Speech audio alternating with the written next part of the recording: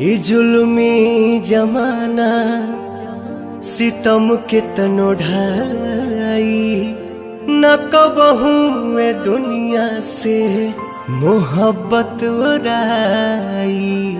और जब रोग हो जे जानी उजानी कदर बेकदर के समझ में न आई।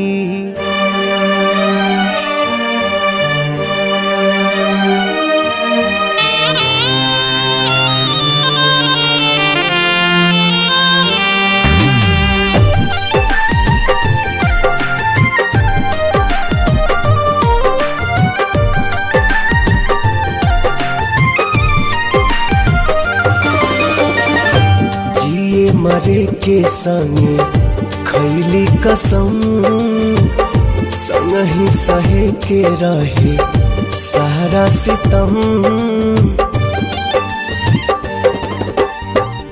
जिए मरे के संगे खैले कसम संग ही सहे के रहे सारा सितम।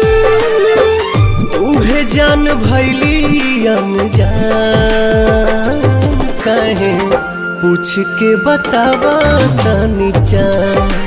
हे चान दूर कहे भैली हमर जान।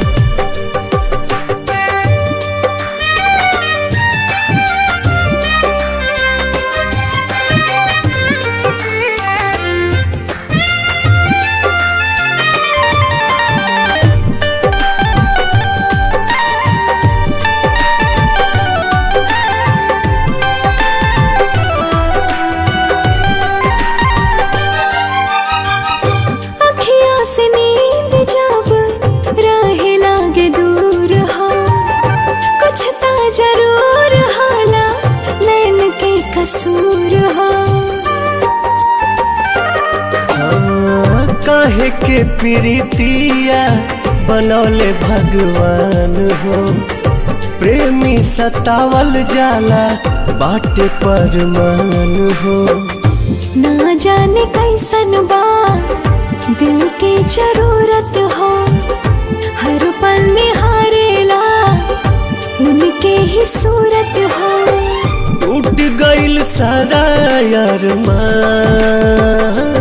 काहे पूछ के बतावा तनी चान। हे चान दूर काहे भैली हमर जान।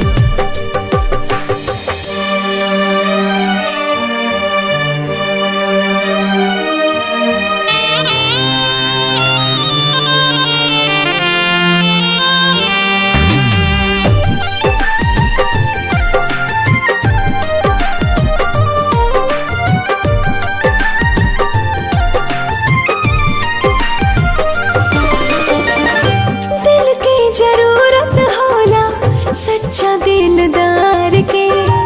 बड़ा हार जाए तू ता बुझला न प्यार के। फिर ना दोबारा कब हो पाई प्यार हो। बसल बसावल दुनिया भइल उजार हो। सपनों में ना सोचनी ऐसन कब होई। दिल भर के याद में अखियाँ कब रोई। घुट घुट के निकाले परान काहे पूछ के बतावा तनी चान। हे चान दूर काहे भैली हमर जान।